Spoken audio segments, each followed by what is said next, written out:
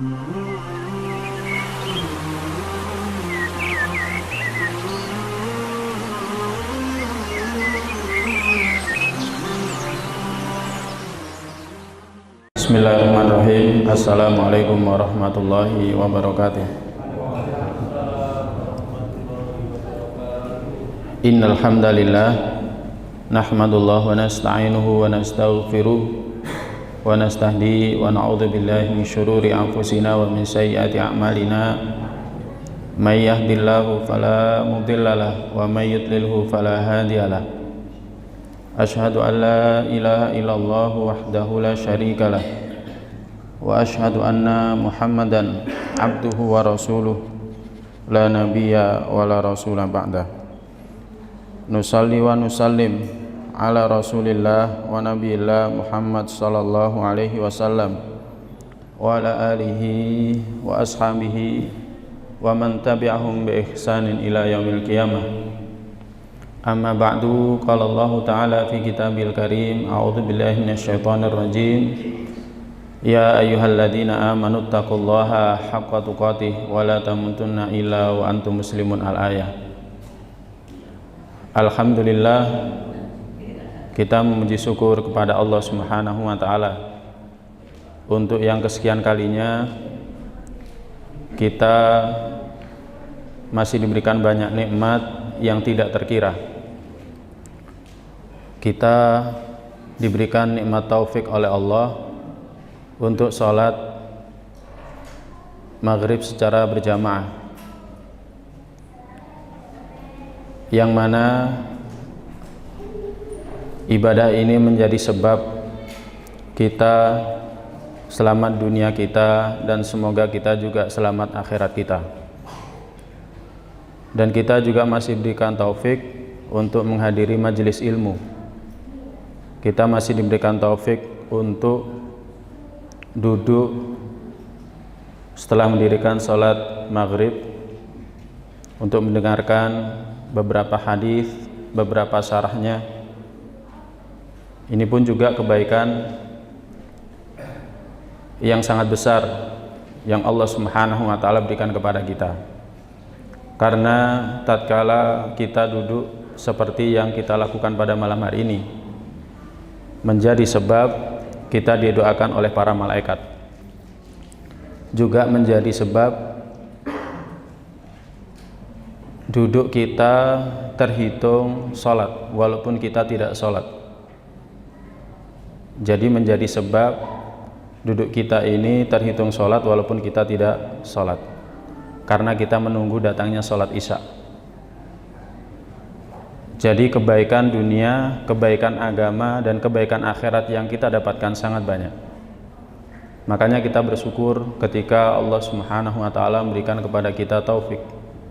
Apalagi seiring dengan hidayah taufik yang Allah Azza wa Jalla berikan kepada kita, Allah masih memberikan kita umur, yang berarti Allah masih memberikan kita hidup, kesempatan untuk beramal, untuk berbekal sebelum kita mati.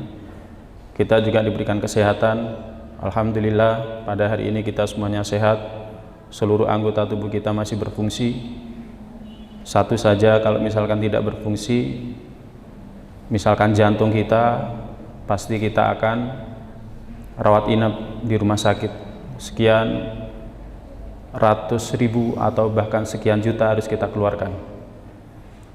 Demikian juga nikmat keluarga, nikmat anak, nikmat istri, dan lain sebagainya. Maka seorang muslim adalah banyak memuji syukur kepada Allah Subhanahu wa taala atas nikmat ini. Semoga nikmat seperti ini terus senantiasa dikaruniakan kepada kita sampai akhir hayat kita. Dan tak lupa salawat serta salam hendaklah senantiasa kita sampaikan kepada junjungan kita Nabiullah Muhammad sallallahu alaihi wasallam, suri tauladan yang sempurna, contoh yang tidak ada duanya, yang mesti kita ikuti, yang mesti kita taati, agar kelak kita tidak terhalang mendekati telaganya, agar kita mendapatkan syafaatnya, agar kita dipertemukan dengannya dan keluarganya dan para sahabatnya di dalam surganya Allah Subhanahu wa taala. Para jamaah sekalian yang dirahmati oleh Allah, kita melanjutkan membahas Bab Fadlul Hubbi Fillah. Pembahasan tentang keutamaan cinta karena Allah. Dan hadis-hadis berikut ini akan membahas tentang kedudukan yang tinggi bagi orang yang cinta karena Allah. Cinta itu amalan hati. Cinta itu amalan hati. Tetapi amalan hati ini perannya sangat penting. Perannya sangat penting dan menentukan dalam kehidupan akhir kita selamat atau tidak. Jadi perannya sangat penting dan menentukan dalam kehidupan akhir kita selamat atau tidak dari siksa neraka. Bahkan bukan hanya siksa neraka, dari kengerian kehidupan akhir. Pada pertemuan yang lalu telah kita bahas hadis Abu Hurairah radhiyallahu ta'ala anhu yang berbicara tentang 7 golongan yang akan dinaungi oleh Allah Subhanahu wa taala pada hari di mana ketika itu tidak ada naungan. Antara kita dengan matahari dengan mentari sangat dekat. Antara kita dengan matahari dengan mentari sangat dekat.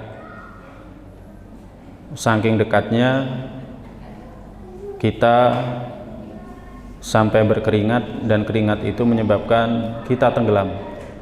Tetapi tergantung amal perbuatan kita. Tetapi ada 7 golongan yang akan diberikan naungan. Antara dirinya dengan mentari itu ada batas. Dalam satu riwayat disebutkan adalah arsy-Nya Allah, sehingga ketika kita dibangkitkan di padang mahsyar tidak terkena sinar matahari langsung. Apa kemarin? Yang pertama, imamun adil. Yang kedua,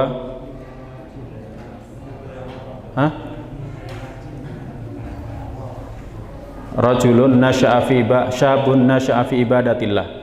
Seorang pemuda yang tumbuh dalam keadaan suka beribadah kepada Allah. Yang ketiga, rajulun qalbuhu mu'allaqun bil masajid. Orang yang hatinya senantiasa tertambat, terikat dengan masjid. Yang keempat, rajulani tahaba fillah. 2 orang yang saling mencintai karena Allah, ijtam alaihi wa tafarraqu alaihi, berkumpul berpisah karena Allah. Yang kelima, rajulun da'athu imra'atin dzata mansabin wa jamalin qala fa inni akhafullah. Seorang yang diajak oleh seorang wanita yang cantik jelita untuk melakukan zina, tapi dia takut kepada Allah dan mengatakan saya takut kepada Allah. Berikutnya, rajulun tasaddaqa bi shadaqatin, kemudian fa akhfaha, dia menyembunyikannya, hatta la ta'lama ma tunfiku yaminu, hatta la ta'lama shimalu ma tunfiku yaminu, hingga tangan kirinya tidak mengetahui apa yang diinfakkan oleh tangan kanannya. Dan yang terakhir, rajulun dzakarallaha khalian fafadat ainahu, seseorang yang zikir sendirian kemudian air matanya mengalir. Nah, ini kedudukan yang mulia. Hadis-hadis berikut ini juga memberikan kepada kita penjelasan bahwa orang yang saling mencintai karena Allah Subhanahu wa taala, dia akan menempati tempat tersendiri di sisi Allah Subhanahu wa taala. Hadis diriwayatkan oleh Abu Hurairah radhiyallahu taala anhu, Rasulullah sallallahu alaihi wasallam bersabda, "Innallaha ta'ala yaqulu yaumal qiyamah." Sesungguhnya Allah Azza wa Jalla akan berfirman pada hari kiamat. Ini yang nanti akan dialami oleh anak cucu Adam. Dan secara khusus adalah orang-orang yang saling mencintai karena Allah. Di mana Allah Azza wa Jalla, Allah Ta'ala berfirman pada hari kiamat, Ainal mutahabbuna bi jalali. Mana orang-orang yang dulu dalam kehidupan dunia saling mencintaiku karena kemuliaanku. Al yauma udhilluhum fi dhilli yauma la dhilla illa dhillu. Pada hari ini aku akan naungi mereka dengan naunganku, di mana pada hari ini tidak ada naungan selain daripada naunganku. Hadis diriwayatkan oleh Imam Muslim. Hadis ini menegaskan hadis yang barusan kita sampaikan, yang pada pertemuan yang lalu sudah kita bahas. Tetapi hadis ini memberikan kedudukan tersendiri bagi orang-orang yang saling mencintai karena Allah Subhanahu wa taala, di mana Allah Azza wa Jalla memanggil mereka pada hari kiamat. Allah Azza wa Jalla berseru memanggil mereka pada hari kiamat. Allah Azza wa Jalla berfirman pada hari kiamat, "Ainal mutahabuna bijalali?" Mana orang-orang yang dalam kehidupan dunia dulu saling mencintai karena kemuliaanku? Mana orang-orang yang dulu saling ketemu karena cinta mereka karena Allah SWT, bukan karena bermaksud untuk dagang, bukan karena ingin mendapatkan utang, bukan karena maksud-maksud yang lain, tidak. Tujuannya hanya satu. Saya berkunjung kepada dia, saya ingin bertemu dengan fulan karena saya mencintai dia karena Allah SWT. Motifnya hanya satu, cinta karena Allah. Dia orang soleh, dia orang yang rajin sholat berjamaah, dia orang yang rajin ibadah, dia orang yang rajin melakukan ketaatan, orang yang suka ngaji, suka nasihati, maka saya ingin mengunjungi dia. Jadi bukan karena maksud, oh enak kalau datang ke rumahnya pasti akan banyak mendapatkan hadiah. Bukan karena hadiah. Oh kalau kita berkunjung ke rumahnya pasti nanti akan diberikan pekerjaan. Bukan karena motif itu, bukan karena maksud itu, bukan karena keinginan duniawi, tetapi karena murni cinta dia kepada dia karena Allah Subhanahu wa taala. Dia orangnya saleh, dia orangnya rajin ibadah, dia orangnya senantiasa amar ma'ruf nahi munkar, dia orangnya senantiasa menasihati. Nah, orang seperti ini dalam kehidupan akhir nanti, yaumul mahsyar,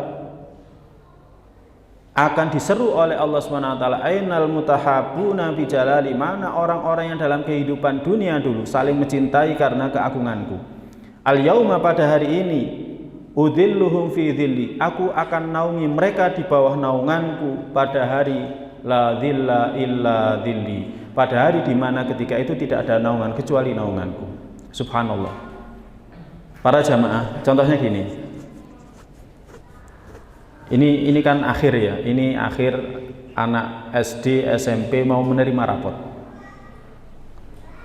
Kalau ada anak yang berprestasi kemudian dipanggil oleh gurunya, wahai fulan, maju ke depan, fulan yang nilainya baik, fulan yang anaknya soleh, fulan yang orangnya baik, apa yang terjadi pada orang itu? Bangga, seneng, pasti bangga, pasti seneng. Jadi seorang anak nilainya baik, akhlaknya baik, kemudian dipanggil oleh guru di hadapan para makhluk. Di hadapan para makhluk. Mana fulan yang nilainya baik ini? Mana fulan yang soleh, yang baik ini? Di hadapan para makhluk, pasti dia bangga. Bahkan bukan hanya itu, dia diberikan hadiah ketika itu. Diberikan hadiah, lebih bangga lagi. Dipanggil saja bangga, apalagi diberikan hadiah. Apa hadiahnya ketika itu? Al-yauma udhilluhum, pada hari ini aku akan naungi mereka, aku akan berikan payung untuk mereka. Pada saat manusia kepanasan, manusia tidak ada satupun yang tidak punya payung, tidak punya penutup. Mereka tersengat matahari langsung, mereka kepanasan, kehausan. Kemudian orang yang saling mencintai karena Allah Subhanahu wa taala di sini diberikan naungan oleh Allah Subhanahu wa taala. Subhanallah, kenikmatan yang tidak terkira. Bangga, kemudian semakin bertambah kebanggaan setelah dipanggil, diberikan hadiah berupa penutup. Nah, oleh karena itu para jamaah sekalian yang dirahmati Allah, jangan sampai meremehkan masalah al-hubbu, cinta. Cinta ini harus dimunculkan. Oh, dia orangnya soleh. Mungkin suatu ketika kita tersinggung ketika ada seorang teman kita memberikan nasihat kepada kita. Tersinggung, manusiawi. Orang kalau dinasihati tersinggung itu manusiawi. Ya, karena manusia itu punya ego. Makanya dalam agama kita ini ada tata cara dalam memberikan nasihat. Pegang tangan dia, ajak di tempat yang jauh dari manusia, sampaikan kalau kita cinta kepada dia, baru kemudian sampaikan nasihat kita. Bukan di hadapan manusia kita menasihati. Sama halnya dengan membuka aibnya. Kalau kita seperti itu, kelak dalam kehidupan akhir, aib kita juga akan dibuka oleh Allah SWT. Jadi, ketika kita mendapati seorang teman seperti ini, cinta itu harus dimunculkan. Oh, dia orangnya baik. karena dia tidak ingin kalau saya celaka, karena dia tidak ingin kalau saya melakukan perbuatan dosa. Oh, berarti orang ini baik, orang seperti ini harus saya cintai. Cinta itu dimunculkan, ya, cinta itu dimunculkan, dan cinta itu akan muncul kalau kita sering berkumpul bersama dengan mereka. Dulu saya pernah nyampaikan satu pepatah dalam bahasa Jawa, tapi yang dikeluarkan dari aslinya. Apa itu? Witing Trisno jalaran saka glibet. Ya, ketika kita bersama dengan seorang teman, orang ini sering berikan nasihat, tapi kita berusaha terus kumpul dengan dia, cinta itu akan muncul terus. Sama kita dengan istri kita. Kita dengan istri kita. Kalau istri kita sering berikan nasihat kepada kita, itu baik. Berarti itu tanda kalau istri kita cinta sama kita. Kita pun juga seperti itu kalau kita lakukan kepada istri kita. Nah, yang seperti itu akan menumbuhkan perasaan cinta. Jadi cinta itu bisa dimunculkan, salah satunya adalah dengan senantiasa berkumpul dengan orang-orang yang soleh itu. Ya, jadi berkumpul dengan orang yang soleh, orang yang suka memberikan nasihat. Kita bersyukur punya grup, ya kan? Di grup itu di-share nasihat, ya, di-share nasihat. Ketika ada yang melakukan salah, diingatkan, ya. Sebaiknya mungkin dijabri. Yang demikian ini diantara bentuk cinta kita kepada mereka. Nah, apa pelajaran yang bisa kita ambil dari hadis ini? Yang pertama, fadlul hubbi fillah, keutamaan cinta karena Allah. Jadi dengan sebab cinta kepada Allah SWT, pada yaumul mahsyar kita akan mendapatkan naungan. Pada yaumul mahsyar kita dipanggil di hadapan para makhluk, ditunjukkan kebaikan kita. Ainal mutahabuna bi jalali, mana orang-orang yang dulu saling mencintai karena kemuliaanku. Kita dipanggil di hadapan makhluk. Siapa yang tidak bangga? Mulai dari masanya Nabi Adam sampai akhir zaman, dari kalangan jin dan manusia, nama kita, apa itu namanya, amalan kita disebut oleh Allah Subhanahu wa Ta'ala. Ya, dalam kehidupan akhir tidak bisa ngaku-ngaku. Misalkan, wis, saya tak ngaku-ngaku saja kalau saya dulu saling mencintai karena Allah, langsung muncul. Oh, tidak bisa. Karena setiap catatan amal perbuatan kita ini tertulis secara terang jelas.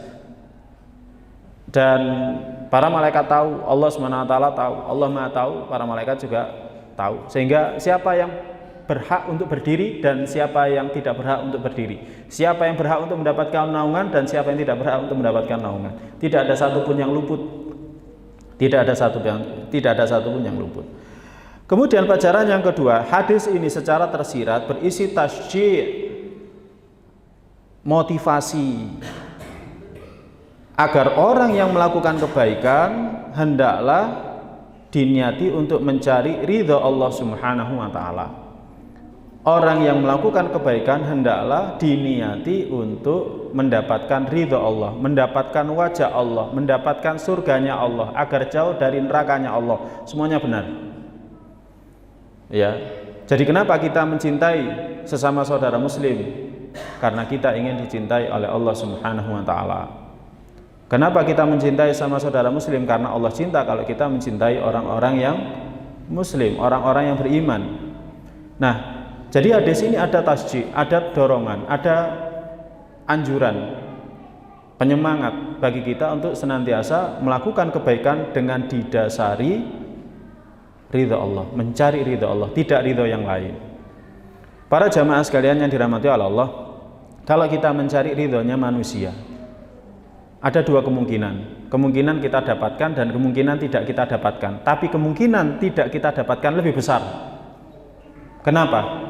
Karena manusia itu fakir, sedangkan Allah itu ghaniyun. Manusia itu fakir dan Allah itu ghaniyun. Allah itu kaya, Allah itu maha kaya. Kalau kita melakukan satu kebaikan, melakukan satu amal karena ingin mendapatkan ridho manusia, manusia itu fakir. Manusia itu fakir, manusia itu tidak punya apa-apa. Apa-apa yang mereka berikan kepada manusia yang lain itu pun karena pemberian dari Allah Subhanahu wa Ta'ala. Tapi kalau kita mengharapkan ridha Allah, pujian dari Allah, sanjungan dari Allah Subhanahu wa Ta'ala, Allah Maha Kaya. Ya, Allah Maha Kaya. Oleh karena itu kalau kita melakukan satu amalan dengan niatan mencari ridhonya manusia, pasti kita akan kecewa, pasti. Ya, contohnya misalkan gini. Kita mau sholat, pingin sekali ketemu sama teman, kemudian teman itu berkata, Alhamdulillah antum sekarang sudah kelihatan jadi orang soleh, ya kan, baik, sholat dan lain sebagainya. Ternyata ketika datang ke sini temannya nggak ketemu, sakit hati kan? Sakit hati. Atau datang ke sini temannya hanya mengatakan, alhamdulillah, bagaimana kabarnya? Loh, kok dia nggak bilang kalau saya bagaimana? Kamu sekarang menjadi orang soleh, kamu sekarang menjadi orang yang rajin ibadah. Sakit hatinya sudah. Makanya kalau kita mengharapkan ridhonya manusia, pujiannya dari manusia, pasti kita akan kecewa, pasti akan kecewa. Maka niati semuanya mencari ridha Allah Subhanahu wa taala, termasuk saling mencintai dengan sesama manusia. Kemudian pelajaran yang terakhir, dalam hadis ini ada pelajaran itsbatu sifatil kalam lillahi taala. Hadis ini menjelaskan sifat kalam, bahwa Allah Subhanahu wa taala berbicara. Allah itu berbicara. Tidak seperti yang diyakini oleh orang-orang Mu'tazilah yang mengatakan bahwa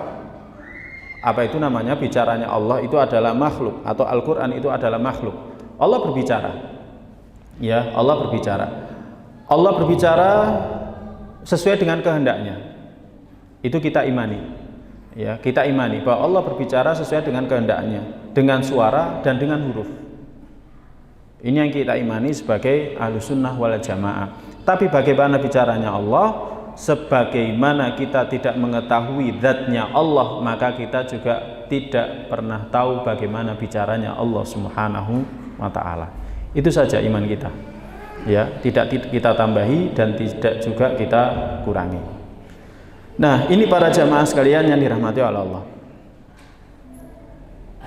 Kemudian kita lanjutkan dengan hadis Abu Hurairah radhiyallahu ta'ala anhu yang lain, pun juga membicarakan tentang kedudukan yang tinggi bagi orang yang saling mencintai karena Allah.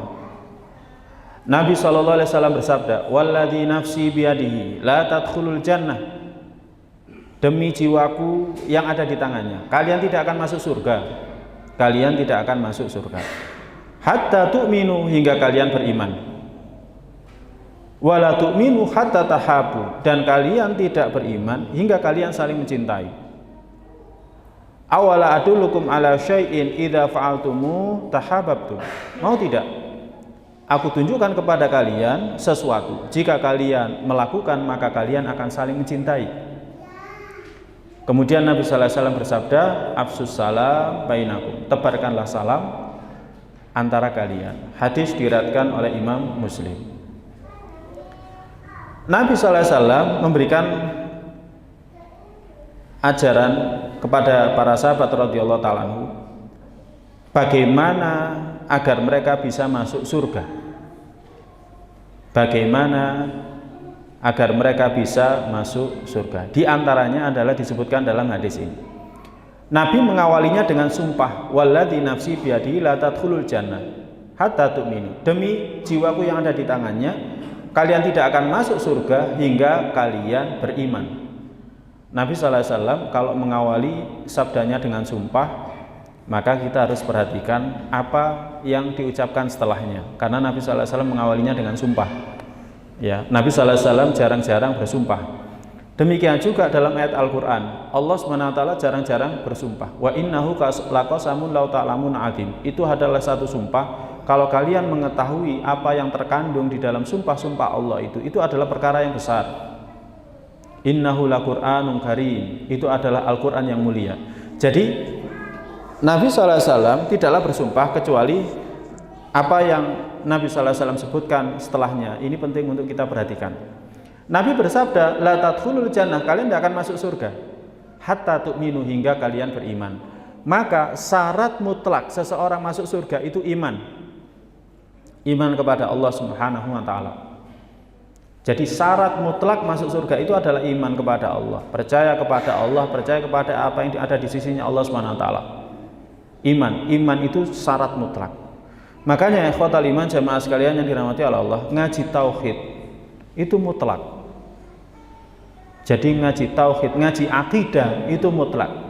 Akidah yang menjadi keyakinan kita, yang tertanam di dada kita, yang tertanam di hati kita, itu sesuatu yang mutlak.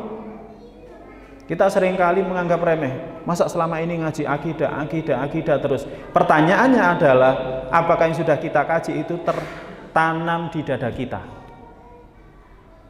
Nabi SAW selama 10 tahun dakwah periode Mekah, sebelum turun syariat sholat pada saat peristiwa Isra Mi'raj, Nabi SAW hanya menanamkan akidah, hanya mengajak mereka kepada akidah, keyakinan yang benar, untuk beribadah hanya kepada Allah Subhanahu wa Ta'ala, dengan menggunakan banyak logika yang ada dalam Al-Quran dan diterima oleh akal sehat.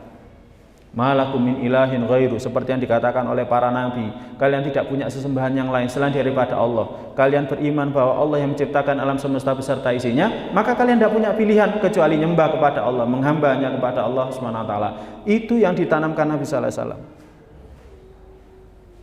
Dan mereka faham, sampai pun orang kafir faham, ketika mengikuti ajarannya Nabi sallallahu alaihi wasallam, mereka sudah paham konsekuensinya. Mereka tidak akan menyembah berhala-berhala, patung-patung yang banyak sekali di sekitar Ka'bah.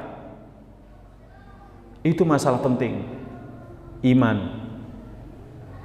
Makanya iman para jamaah sekalian yang dirahmati oleh Allah, inti daripada kajian akidah itu harus kita pelajari di awal dan harus betul-betul kita tanamkan.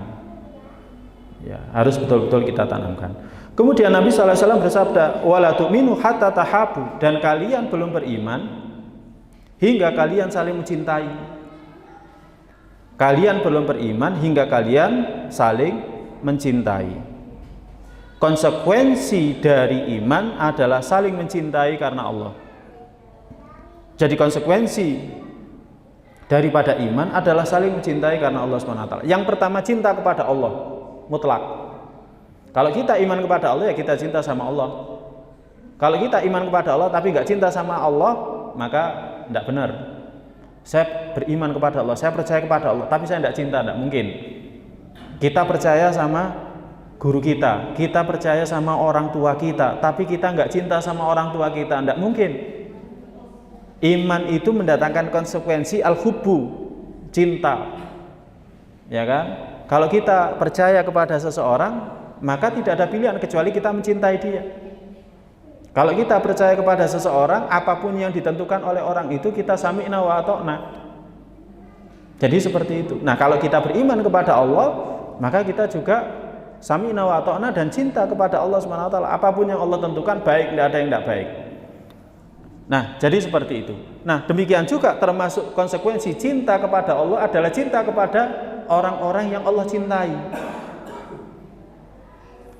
La tu'minu hatta tahabbu, kalian belum beriman hingga kalian saling mencintai. Jadi termasuk konsekuensi kita cinta kepada Allah adalah cinta kepada orang yang dicintai oleh Allah. Siapakah mereka? Para rasul, para nabi, para syuhada, para siddiqun, para sholihun, orang-orang yang sering pergi ke masjid. Ini harus kita cintai. Orang yang sedekah, orang yang suka melakukan ketaatan, orang yang senantiasa melakukan kebaikan, orang yang menjauhi kemaksiatan, orang seperti ini harus dicintai. Kemudian, awala adulukum ala syai'in, mau tidak aku tunjukkan kepada kalian sesuatu, idza fa'altumu tahabbtum, jika kalian mengerjakannya, jika kalian melakukannya, niscaya kalian akan saling mencintai. Nabi SAW bersabda, afsus salam bainakum, tebarkanlah salam di antara kalian. Nah, jamaah sekalian yang dirahmati oleh Allah, subhanallah, ini resep yang sangat benar. Resep ini kalau betul-betul kita kerjakan, kita lakukan, itu akan menjadikan hati kita lapang. Akan menjadikan hati kita lapang. Ya, kalau kita tidak melakukan yang seperti ini, hati kita sesak, sempit, susah. Ada satu orang itu ada ikhwan. Dia ini kalau bukan dengan golongannya tidak mau mengucapkan salam. Akhirnya yang terjadi apa? Setiap kali ketemu ya nggak bisa senyum. Kalau ketemu ya nggak bisa senyum. Akhirnya ya nggak bisa ngomong. Karena ada kasus, ada di antara ini yang meninggal gitu kan, akhirnya ikhwan-ikhwan lain datang ke situ, takziah dan lain sebagainya, baru ketika itu dia bisa senyum. Setelah disalami. Nah, makanya resep Nabi sallallahu alaihi wasallam ini hendaklah kita lakukan. Afsus salam, tebar luaskan salam. Kita tahu dia orangnya sholat di masjid, kita tidak kenal, ucapkan salam kepada dia. Karena salah satu tanda kiamat itu mengucapkan salam hanya kepada orang yang dikenal saja. Dan kita masih belum terbiasa dengan ini. Ya. Kita pernah mengantarkan seorang syekh. Waktu itu kita ke daerah bencana. Daerah apa itu namanya? Malang Selatan, ya. Pernah daerah bencana itu. Kita ingin apa itu namanya datang ke sana, ya, melihat kondisi di sana sebelum kita mengumpulkan ini. Di mobil, syekh ini setiap kali ketemu orang itu assalamualaikum, assalamualaikum, assalamualaikum. Jadi setiap kali ketemu orang assalamualaikum, pakai sarung, pakai songkok. Kita tanya, syekh, antum kok mengucapkan salam terus? Muslim kan? Muslim. Ya sudah, ucapkan salam. Oh gitu ya.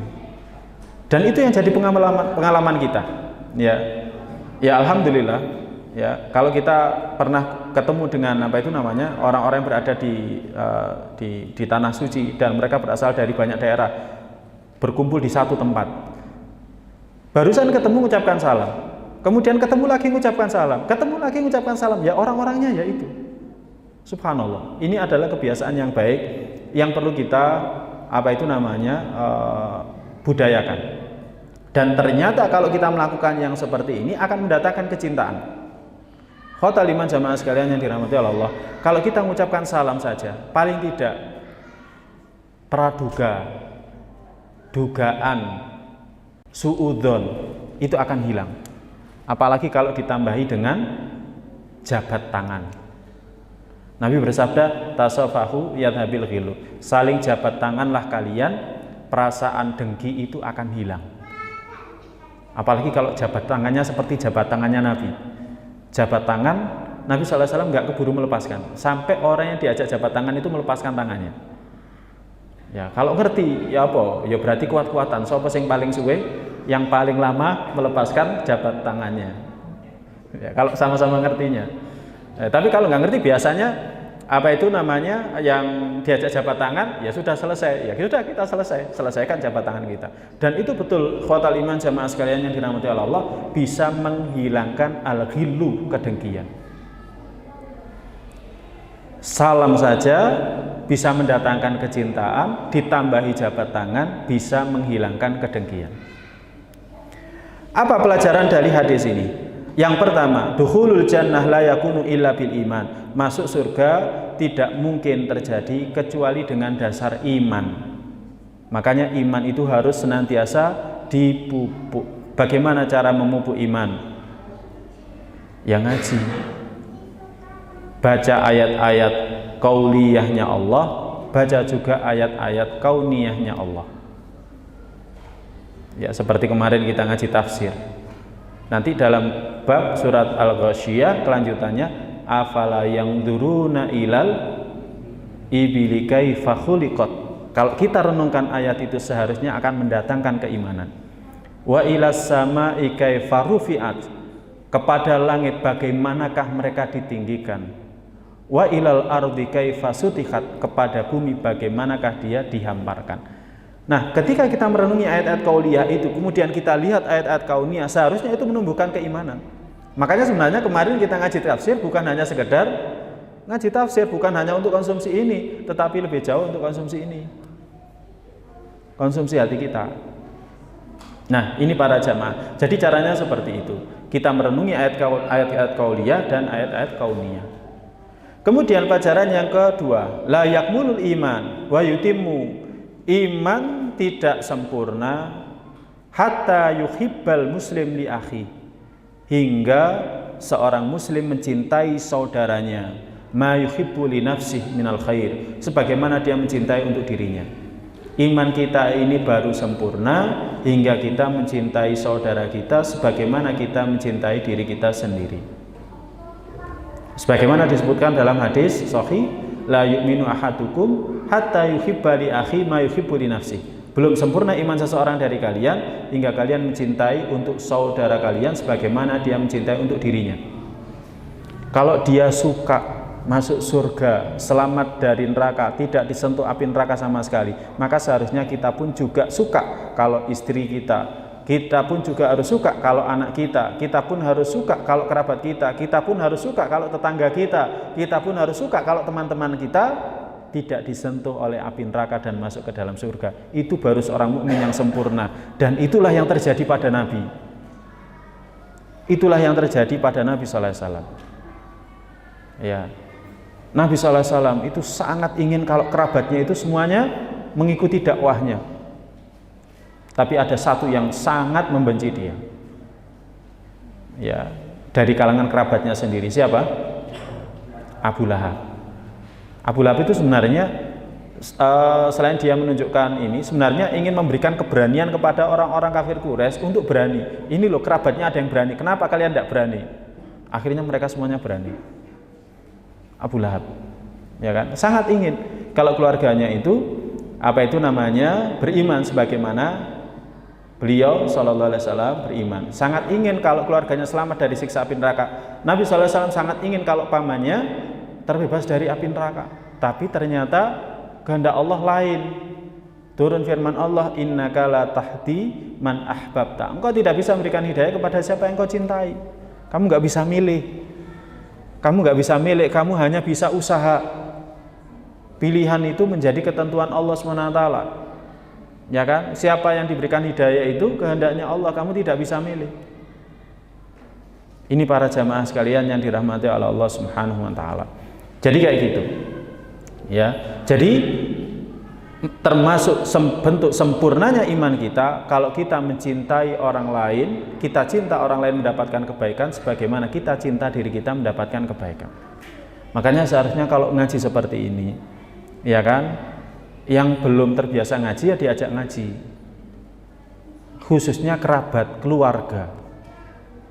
Kalau misalkan tidak bisa ngaji karena terhalang jarak atau terhalang apa gitu kan, bisa di-share, oh ini pengajian, ini ada pengajian. Yang paling gampang itu ya di-share saja Al-Quran beserta dengan tafsirnya, Al-Hadis beserta dengan syarahnya, itu saja. Ya, itu saja. Mudah-mudahan mereka mendapatkan hidayah dari Allah Subhanahu wa taala. Terkadang hidayah itu maksudnya tidak melalui kita, tapi melalui orang lain. Ya, seperti kisahnya siapa? Amr bin Al-As. Amr bin Al-As tidak juga menerima dakwah Islam. Ketika dia berkunjung ke Raja Najasyi ke Habasa, maka Raja Najasyi mengatakan, "Wahai Amr, apa yang menghalangimu untuk masuk Islam?" Amr termasuk salah satu panglima yang memimpin pasukan berkuda pada saat peristiwa perang Uhud yang menyebabkan kekalahan kaum muslimin. Ya. Nah, yang memberikan tasjik motivasi untuk meluk Islam itu siapa? Raja Najasyi. Apa yang menghalangimu untuk masuk Islam? Kamu sudah lihat Islam terus berkembang dan dia adalah hak, dia benar. Ya, akhirnya dari situlah dia pulang dan menuju ke Madinah. Di tengah perjalanan ketemu dengan siapa? Khalid bin Walid. Akhirnya yang sama-sama menuju ke Madinah dan kedua-duanya mengucapkan syahadat ketika berada di Madinah. Nah, ini para jamaah sekalian yang dirahmati Allah. Jadi terkadang hidayah itu masuknya melalui orang lain, tapi kita tidak boleh putus asa. Tidak boleh putus asa sampai yang kita dakwahi mati atau kita yang mati. Ya, seperti Nabi Nuh mendakwahi mengajak putranya sampai putranya meninggal. Nabi sallallahu alaihi wasallam mendakwahi pamannya, Nabi Ibrahim mendakwahi bapaknya, ya kan? Atau sampai kita sendiri yang meninggal. Ada sahabat-sahabat itu yang meninggal, yang masuk Islam itu justru pada masanya setelah wafatnya Nabi sallallahu alaihi wasallam. Baik, kemudian pelajaran berikutnya, ifsa'us salam min a'dhami asbabit ta'aluf. Menyebarluaskan salam itu diantara sebab terbesar tertambatnya hati. Hati itu tertambat dengan sebab, salah satunya adalah ifsa'us salam, dan ini sebab terbesar. Ada sebab lagi yang lain yang menyebabkan hati itu saling tertambat. Apa? Saling memberikan hadiah. Tahadu, tahabu. Saling memberikan hadiahlah kalian, nanti kalian akan saling mencintai. Jadi saling berikan hadiah. Ya, hadiah. Nah, wa huwa antal qasalam ala man arafta wa man lam ta'rif, yakni mengucapkan salam kepada siapa yang engkau ketahui, engkau kenal, dan kepada siapa yang tidak engkau kenal. Mengucapkan salam itu kepada yang kita kenal ataupun yang tidak kita kenal. Ya, pokoknya dia muslim, kita ucapkan assalamualaikum, assalamualaikum, assalamualaikum dimanapun dia berada. Itu menyebabkan hati mereka itu namanya tertambat. Ya, ini ikhwatal iman jamaah sekalian yang dirahmati Allah. Kemudian pelajaran berikutnya, assalam la yulki illa ala muslim. Ucapan salam tidak diucapkan kecuali kepada seorang muslim. Kalau dari hadis ini disimpulkan dari sabda Nabi sallallahu alaihi wasallam, afsus salam bainakum. Sebarkanlah salam di antara kalian. Kum di sini itu adalah khitabnya yakni para sahabat.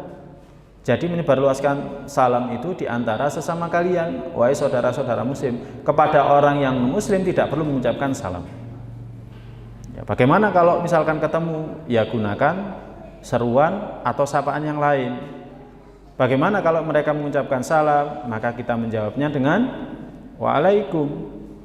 Ya, bukan assalamualaikum seperti yang pernah dilakukan Aisyah radhiyallahu taala anha dan diingkari Nabi. Jadi pernah ada seorang Yahudi mengucapkan salam kepada Nabi sallallahu alaihi wasallam, assalamualaikum, bukan assalamualaikum. Jadi diplesetkan. Assalamualaikum artinya semoga racun itu membinasakanmu. Maka Aisyah radhiyallahu taala mengatakan laknatullahi alaik, semoga Allah melaknatmu. Maka Nabi sallallahu alaihi wasallam mengatakan la taqulu mithla dzalik. Tapi dia mendoakan keburukan kepada Anda wahai Rasulullah. Tapi Nabi mengatakan, bukankah aku tadi sudah mengatakan waalaikum, juga semoga terlimpahkan tercurahkan kepada kalian. Kalau kalian mendoakan keburukan kepadaku, mudah-mudahan keburukan itu ditimpakan kepada kalian. Tapi kalau kalian mendoakan kebaikan kepadaku, mudah-mudahan kalian pun mendapatkan kebaikan. Ini akhlaknya Nabi sallallahu alaihi wasallam. Selama orang itu masih hidup, para jamaah sekalian yang dirahmati Allah, masih punya kesempatan untuk mendapatkan hidayah. Jadi kita tidak boleh putus asa. Wala tayasu mir rauhillah. Jangan putus asa dari rahmat Allah. Ya, tidak boleh. Misalkan seperti sekarang ini terjadi kasus di Jakarta. Ya kan? Banyak orang yang mengatakan semoga binasa dan lain sebagainya. Boleh tidak kalau kita mendoakan kebaikan untuk dia, mudah-mudahan dia mendapatkan hidayah? Boleh. Boleh saja, ya kan? Kecuali kalau dia mati dalam keadaan kafir, ya sudah, laknatullahi alaihi, laknatullahi alaihi. Jadi seperti itu. Karena kita tidak tahu apa yang cocok untuk dia, hanya Allah yang tahu. Kita hanya diperintahkan untuk ikhtiar. Kita hanya diperintahkan untuk ikhtiar, ngajak manusia ke jalan Allah, mendoakan mereka. Tapi kalau ternyata Allah menentukan dia mati dalam keadaan kafir, ya sudah. Memang dia layak untuk dilaknat oleh Allah SWT. Maka kita doakan laknatullahi alaihi. Tapi selama mereka masih hidup, ya kita doakan mudah-mudahan mendapatkan hidayah. Boleh kalau seperti itu. Boleh mendoakan yang lain, mendoakan kebinasaan. Boleh tidak? Boleh tidak? Kok ragu-ragu? Boleh. Kalau seseorang itu dizalimi, ya kan boleh. Ittaqu da'watan mazlum. Ya. Bertakwalah kalian daripada doanya orang yang dianiaya. Nabi SAW ketika teraniaya pada saat mau hijrah ke Taif, kemudian Nabi SAW ternyata di sana tidak diperlakukan dengan perlakuan yang manusiawi. Nabi diusir. Yang ngusir bukan tokoh-tokohnya, tapi memobilisir para budak dan anak-anak, bawa batu kemudian melempari.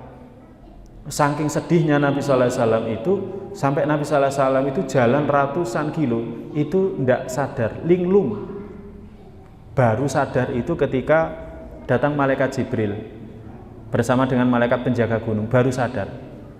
Kemudian ditanya, kamu mau apa? Sekiranya dua gunung ini ditimpakan kepada penduduk Mekah, atau dalam riwayat yang lain ditimpakan kepada penduduk Taif, akan dilakukan. Tapi apa jawabannya Nabi? Dia malah mendoakan kebaikan. Allahumma hdi qaumi fa innahum qaumun la ya'lamun. Ya Allah, berikanlah mereka hidayah karena mereka bukanlah orang yang tahu. Kemudian didoakan mudah-mudahan dari anak keturunannya Bani Thaqif, orang-orang Taif itu ada para pejuang-pejuang yang berjihad di jalan Allah SWT. Dan ternyata doanya Nabi diijabahi. Setelah masa itu kemudian lahir para pejuang dari kalangan Bani Thaqif, dari kalangan penduduk Taif, karena salah satunya doanya Nabi. Jadi kalau mendoakan keburukan boleh, tapi kalau kita mendoakan kebaikan maka lebih baik lagi. Itu diantara akhlak kita yang baik.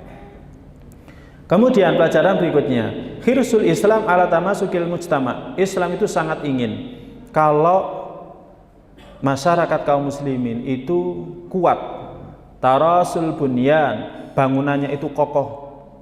Maka untuk menguatkan dan mengokohkan bangunan itu dengan cara yang pertama salam. Assalamualaikum, assalamualaikum, assalamualaikum itu. Dan masih banyak lagi yang lain.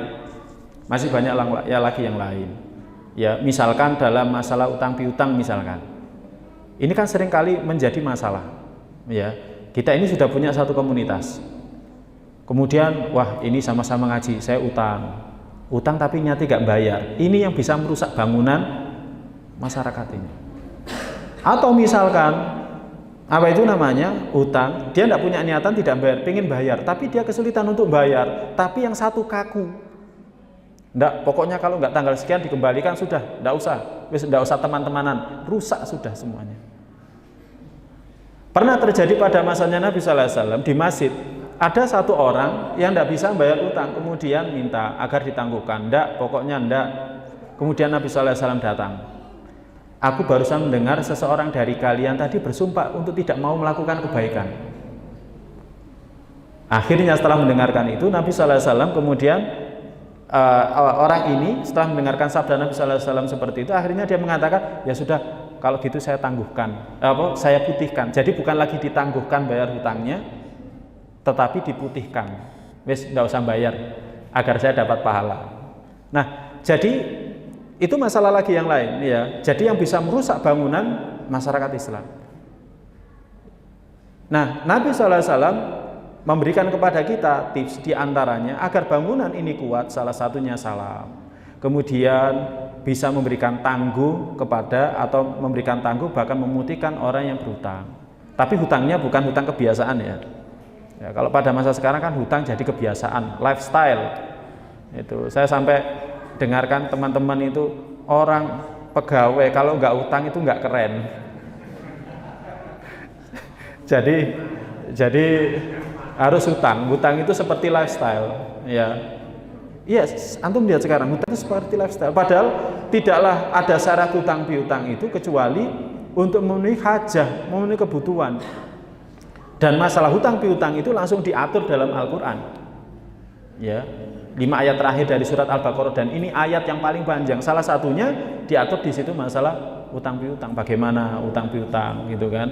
Dan ini menunjukkan pentingnya masalah ini. Manusia butuh yang namanya hutang piutang, tapi bagaimana hutang piutang ini tidak merusak jamaah kaum muslimin, diatur. Ya, diatur. Nah, ini para jamaah sekalian yang dirahmati oleh Allah. Jadi hadis ini menjelaskan Islam itu sangat ingin bangunan masyarakat kaum muslimin ini kokoh kuat. Bangunan sosialnya itu kokoh kuat. Dan kita bisa melihat pada diri para sahabat radhiyallahu ta'ala anhum, bangunannya itu kokoh kuat. Kemudian pelajaran yang terakhir, irsyadul alim li julasai wa ashabi. Petunjuk arahan orang yang berilmu kepada orang-orang yang duduk di sekitarnya, sahabat-sahabatnya, ilama yang fa'uhum wa yudkhilumul jannah, kepada apa saja yang bermanfaat dan bisa memasukkan mereka ke dalam surga. Nabi SAW seperti itu. Ya, kalau bersama dengan para sahabat radhiyallahu ta'ala anhum, ya, Nabi SAW sering memberikan manfaat, memberikan faedah. Dan ini yang sangat disukai oleh para sahabat. Makanya ada satu analisa yang disebutkan oleh para ahli sejarah, kenapa para sahabat itu menangis sedih seperti nangisnya anak kecil ketika kehilangan orang tuanya pada saat Nabi SAW meninggal, karena mereka tidak akan mendapatkan momen-momen seperti ini lagi. Mereka datang jauh-jauh kemudian kumpul sama Nabi. Pokoknya kalau kumpul sama Nabi itu senang, menyenangkan sekali. Ada nasihat gitu kan, ada arahan yang membuat mereka bisa selamat dalam dunia mereka, apalagi akhirat mereka. Itu yang mereka senangi gitu loh. Nah, jadi Nabi SAW itu sering dalam momen-momen tertentu seperti ini memberikan arahan apa yang bermanfaat untuk para sahabat, untuk dunia mereka, apalagi akhirat mereka, yang menyebabkan mereka masuk ke dalam surga. Wallahu ta'ala bishawab. Silakan adzan isya terlebih dahulu sebelum nanti sedikit kita lanjutkan dengan tanya jawab. Tafadhol. Baik, ada yang ditanyakan dari yang sudah kita kaji? tadi, monggo. Nggih, fadhol. Waalaikumsalam warahmatullahi wabarakatuh.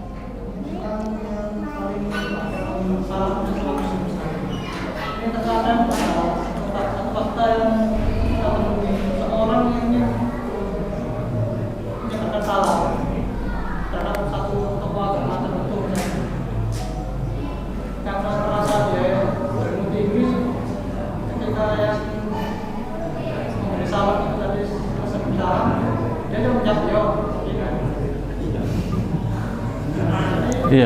Kita yang membeli salam itu sama apa? Hati-hati. Jadi enggak mau terlalu karena kemarin jadi salam malam gitu ya. Nah, baik. Yang pertama, orang yang mengucapkan salam dapat pahala, orang yang bersikap sinis mendapatkan dosa. Pertama, pahalanya orang mengucapkan salam. Dia mengucapkan salam itu sudah berpahala. Karena mengucapkan salam itu yang utama dan mendapatkan pahala. Yang kedua, dia disakiti dengan yang menjawab salam ini mengatakan iya. Maka orang yang mengucapkan salam dan dia bersabar atas ucapan sinisnya pun mendapatkan pahala. Jadi mengucapkan salam dapat pahala, kemudian dia mendapatkan jawaban yang sinis sehingga sakit hatinya pun juga mendatangkan pahala. Dalam bab sabar sudah kita bahas seperti itu, ya kan? Tidaklah setiap sakit yang menimpa seorang muslim, sakit di badannya, sakit di hatinya, kecuali semuanya akan mendatangkan pahala untuk dia. Kemudian dari sisi orang yang diberikan salam kepada dia, dia menanggung beban dosa karena menjawab salam itu wajib. Firman Allah SWT, wa idza khuyyitum bi tahiyyatin fahayyu bi ahsana minha aw rudduha. Jika kalian diberikan salam dengan satu salam, maka fahayyu, maka balaslah bi ahsana minha dengan yang lebih baik, atau fahayyu bi ahsana minha aw mithli, atau yang semisal. Kalau orang ini mengucapkan salam assalamualaikum, maka wajib menjawab waalaikumsalam. Kalau dia tidak menjawab waalaikumsalam, maka orang itu menanggung beban dosa. Karena perintah dalam ayat ini fahayu, maka balaslah mithliha dengan yang semisal, wajib hukumnya. Kalau dia tidak membalas dengan yang wajib, maka dia menanggung beban dosa. Jangankan itu, orang mengucapkan salam dengan mengatakan assalamualaikum warahmatullahi wabarakatuh, kita membalasnya hanya waalaikumsalam, kita dosa. Karena apa? Karena ayat itu mengatakan idza khuyyitum bi tahiyyatin fahayyu bi ahsana minha aw rudduha. Maka balaslah dengan yang lebih baik atau yang semisal. Kalau dia mengucapkan assalamualaikum warahmatullahi wabarakatuh, maka menjawabnya harus waalaikumsalam warahmatullahi wabarakatuh. Kalau dia mengatakan assalamualaikum warahmatullahi wabarakatuh, tetapi kita membalasnya waalaikumsalam, kita masih belum mengamalkan ayat ini dan kita menanggung beban dosa. Jadi orang itu ketika dia diberikan salam, dia tidak membalas salamnya, maka orang itu telah memikul beban dosa. Apalagi dia suudzon, tidak suka, benci kepada orang muslim yang mengucapkan salam kepadanya, dia juga menanggung beban dosa dan dosanya banyak. Nah, apa yang harus kita lakukan? Apakah setelah itu kita tidak mengucapkan salam lagi? Ucapkan salam terus. Ucapkan salam terus. Ya, ucapkan salam terus. Kalau ternyata dalam hatinya, dalam dadanya itu ada penyakit, berarti itu seperti penyakitnya orang-orang munafik, fi qulubihim maradun fazadahumullahu marad. Dalam hatinya, dalam dadanya itu ada penyakit, maka Allah tambah penyakit dia. Dia akan semakin tersiksa. Tapi itu urusan Allah. Urusan kita adalah as-salam bainakum. Hanya itu. Gitu ya. Ada lagi yang lain? Nggih. Apakah diperbolehkan memutuskan hubungan pertemanan dengan orang muslim karena masalah hutang piutang? Memutuskan hubungan pertemanan dengan orang muslim karena masalah hutang piutang. Karena biasanya pertemanan pertama itu bisa awalnya manis, tapi kemudian pahit. Karena masalah hutang piutang tersebut jadi renggang. Baik, jadi gini, khotal iman sama sekalian yang dirahmati oleh Allah. Nabi sallallahu alaihi wasallam bersabda, la yakhillu li muslimin ayyahjura akhahu fawqa thalathi layalin yaltaqiyani hadza fayuridu hadza wa yuridu hadza fa khairuhum alladhi yabda'u bisalam. Tidak halal bagi seorang muslim ayyahjura menghajar. Menghajar itu tidak nyapa saudaranya lebih dari 3 hari. Jangankan teman, suami istri saja diam-diaman itu 3 hari tidak boleh. Ya. Tapi saya yakin kalau hidup rumah tangga, apalagi satu rumah, 3 hari diam-diaman itu nggak kuat, mesti nggak kuat. Kecuali kalau istrinya tinggalnya di sini, kemudian kita kerjanya di luar kota, itu kuat itu biasanya. Ya, tapi biasanya istri nggak kuat, mesti WA, mesti telepon gitu. Kok tumben nggak ini? Ya. Nah, demikian juga kalau kita punya hubungan komunitas, tidak boleh, tidak halal mendiamkan saudara kita ini lebih dari 3 hari. Yaltaqiyani hadza fayuridu hadza wa yuridu hadza. Bertemu ini dengan yang ini dengan yang itu, tapi yang satu berpaling, yang satu berpaling. Dan yang paling baik adalah alladzi yabda'u bisalam, yang mengawali dengan salam. Nah, kalau misalkan seperti yang antum sampaikan, kalau menurut saya tetap saja berteman, tapi orang ini sudah di blacklist, tidak boleh utang.